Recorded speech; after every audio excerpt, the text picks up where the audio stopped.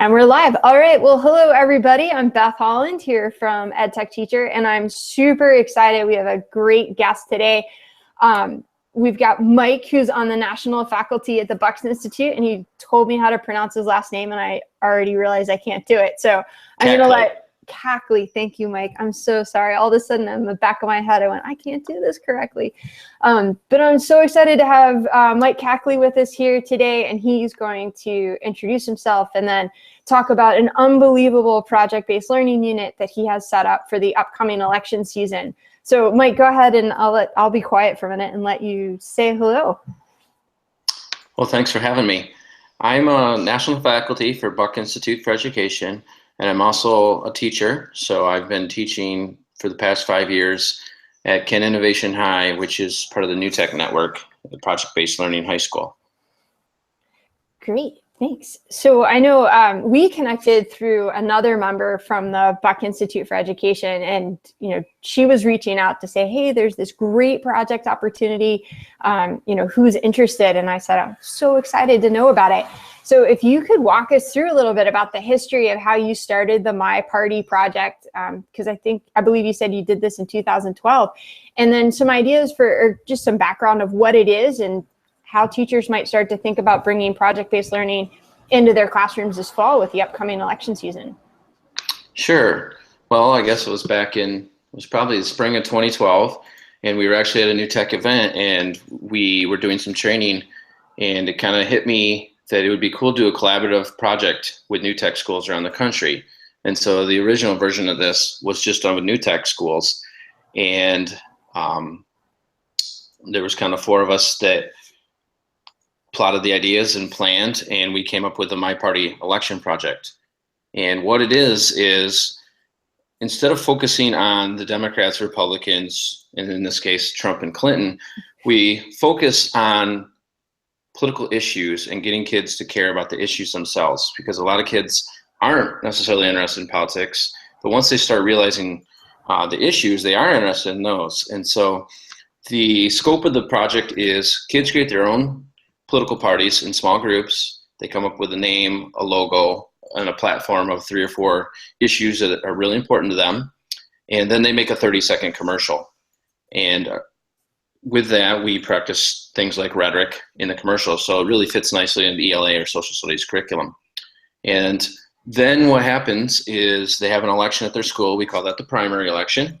And each school picks a winner, and then those school winners compete against other schools around the country in the national election. And we announce it on the Monday before the actual presidential election. And how do people compete in the national election? So the website that we have for it is mypartyelection.org. And on there's a place where you can click join, and there's a Google form that you can just fill out some information to help me be in contact with you.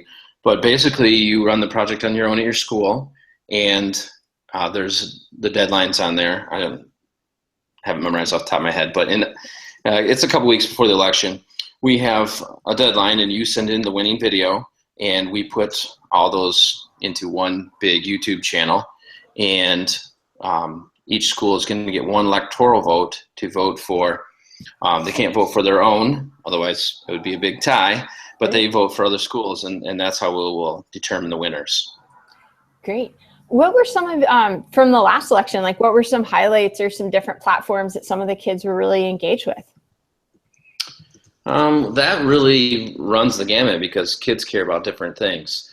But some of the things that we did is we started in our classroom, we use a tool called coincide tell students where they are in the political spectrum. And we use that to make our groups, because we didn't want people in a group together who don't believe the same things. And so that tells you, it does 4 parties. It does the Democratic, Republican, Green, and Libertarian. And it tells you who you're most like, which candidate. And I really like that tool for giving students to focus on the issues. So we use that to make the groups, and then from there, they pick their groups. Another thing that I think was really useful is we had the kids present on an issue, and this is kind of how we launched the project. And we did an example of, say, healthcare, and we make a spectrum from 1 to 10, and 1 would be the left liberal side of the viewpoint. We don't tell the students that, but as teachers, we do that, and 10 would be the conservative right side. And so then we give the issue, so say like healthcare, a 1 would be socialized medicine for everyone, and 100%. And a 10 would be all private healthcare, government doesn't do anything, not even Medicaid, Medicare. Where in the middle would be Medicaid and Medicare, and then maybe a 3 would be, just socialized for children. And this was before Obamacare, obviously in 2012. But then students pick where they are on that spectrum, and we do that as an example. And then the next day, the students all do their own issues. And they also have to not just give the 2 extreme viewpoints, but give the moderate viewpoints in the middle. And then we have the students vote with their feet and go stand under the banner where they are. Mm-hmm. And what's really great about this activity is after they've presented all these issues, we talk about, did you stand in the same place all the time? And the answer is no for every single student. And they say, well, actually, you're not 100% with any party. And we really talk about what it means to be an independent voter and vote on issues, and kind of get them to think outside of just the traditional parties a little bit. And what grade levels have you used this with?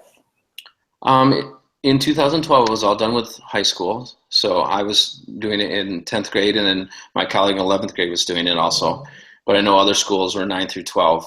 And in this year, we're opening up to middle school. So we have numerous middle schools who are going to participate also. Oh, great. So if I'm just thinking too, since it's back to school season, if you have teachers that are thinking, well, oh, this sounds great, how do I start planning for something like this? Do you have any tips or suggestions or like lessons learned that you had from when you've set this up in the past? Sure. There's on the website, going back to there, MyPartyElection.org, and I'm sure you'll put the link somewhere for that. Yep. But on there's a page of resources of all kinds of activities, including things like I Side With, political commercials, all those kind of resources are on the website, and even some discussion articles. But then there's also a page of a calendar page. So all the activities that I did in my class, which was an American history class, not a government class. Mm-hmm. And in that class, we focused on the 2 heroes of the parties, being FDR and the New Deal and Reagan for the Republicans. So we studied, that's how we fit it into our curriculum, is we studied those 2 presidents as kind of the heroes of their parties. But there's all kinds of resources, including the one I just described to you on there. And there's some events that you can choose to do. So some of the other things schools have done is they've had practice debates with other schools using Skype or Google Hangout. We have tweet up parties during the debates. And so we'll invite students to come to school if they're able to. And if not, they do it from home. And we use the MyParty16 hashtag. And we live tweet discussions with students all over the country during the presidential debates, which is really fun. Some other schools too are going to be doing get out the vote drives and having their students involved in registering and getting people to go to the polls. Also, people are doing campaigns to write to the next president. So there's a lot of different variations, and in a lot of schools, and we highly encourage this. For the vote, we narrow ours down to the top 10 in our school, and then we invite in local legislators. And you'll find they're really willing to come in, especially if they're running for office. Mm-hmm. It's great publicity for them. And so they will come in and be, kind of celebrity guests there. And we have our students, we don't just show the commercials, but we ask them to do a 2-minute stump speech. And some of the speeches were more powerful even than the commercials. So there's all kinds of great ways you can do it. What we try to do is make the requirements pretty lean. So people don't have to do all these things, but they can choose what they want to do out of kind of the choices. Oh, very cool. I mean, you've mentioned tying it into ELA and to history, social studies. How about any of the other subject areas? So if there's teachers wondering oh, this sounds great, but I'm a math teacher. Have you seen Crosscurricular? Definitely. I'm actually going to be teaching math this year, so I'm trying to figure out how to fit it in, but I'm sure you can look at the polls, you can look at the statistics of what's going on. You can talk about how the parties might use those things to deceive once in a while. So looking at all the math, you can look at the math of the Electoral College. I think there's also issues that fit in every category. I mean, obviously global warming is a science issue. So you can look at issues that are specific to your subject area. It also fits in great, obviously, with a debate class or speech class, and any kind of digital media class would be great. And we encourage teachers to collaborate with other teachers in their building and have kids work on it in multiple classes. Cool. And, we've talked about this before, and having tried to teach, different things going on with elections myself in the past. But I guess with this one being having more of that like true PBL focus, like when you set this up for your students, what are you using for like an entry event and a driving question to get them really excited about it? So our driving question is, who's your party? Because that's where we're going. They're going to make their own party. So that's going to the final product there. So, and then plus it's kind of fun and catchy for the students. So we use who's your party, and the entry event we actually use is kind of the banner idea that I just described. So we start right off with the issues. I don't want to talk to them about Trump or Clinton off the bat. I don't want to talk to them about those party platforms. I want them to think about, what do you care about? What matters to you? And that's the hook. And once they see that politics is and should be about issues that matter to them, then they start getting interested in what the candidates are saying, and we get to that further along. And I'm much less concerned with who they support than getting them to care about the issues. And so another thing that we encourage schools to do is have students develop their own civility rubric. Obviously, this campaign this year is not a model of civility, and there's been a lot of negativity from both sides. And so we use that, sorry.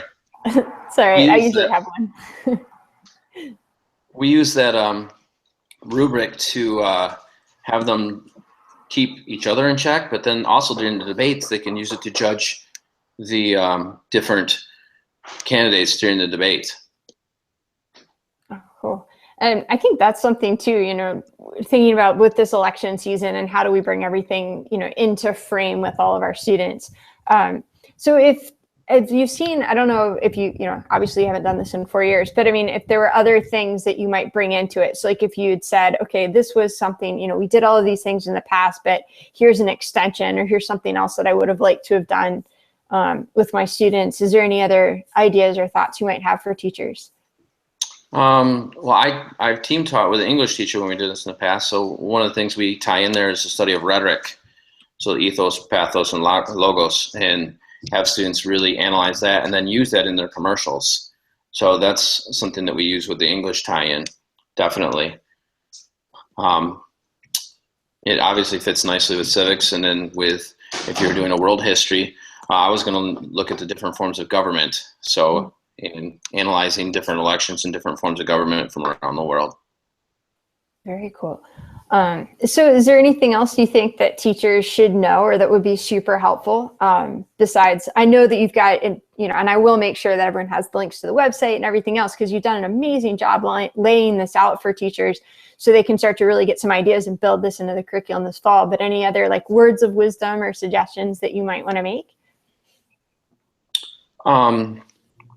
Yes. I mean, if you're going to do it, jump in, have fun, and do it. The best videos are the ones where you do spend a little bit of time teaching students about things like storyboarding. 30 seconds isn't very long, but to get a good quality video, they really need to think about the shooting and the equipment they're using, the lighting, the sound. Those kind of things can wreck a video. So there's some resources on there of things to think about, but that's, I think, important thing, that don't just assume that your students are going to do naturally make good videos just because they've watched YouTube a lot. So spending a little time to have them think out and plan out their videos is super important to getting a quality product. I had chickens in my global warming advertisement from when I did a similar project with my middle school students. And I think there was more time spent on the chickens than there was on the platform message. Great. But cool. It's also a great way to get your local legislators' attention. We're in a fairly conservative area, and some of our legislators were really interested in some of the stances that students were taking. We're actually surprised to hear about their constituents, and we're asking about it afterwards. So it's a way the students, even though they can't vote, most of them, can have influence on their local legislators. That's a great point. And I think sometimes too, kids feel like, oh, well, I don't, it's not a real election, or I don't really have a voice in this. So I love that idea of being able to get them more involved and have them realize that they can make a difference. Definitely. Great. Well, Mike, I can't thank you enough for all the work that you've done and for, taking the time to talk to us and to share your ideas on this project. And hopefully there'll be tons and tons of signups of people who are really excited to bring this into their curriculum this fall. Well, thank you. It was nice to be able to share, and I appreciate all your work sharing and spreading the word so people can find out about it. Yeah, so for everyone who's watching, again, we'll make sure that we've got all of these great resources from Mike that are going to be available, and hopefully you'll be able to check these out and join MyParty 16. So Mike, thank you again so much for joining. Thank you. All right, thanks everyone. Bye-bye.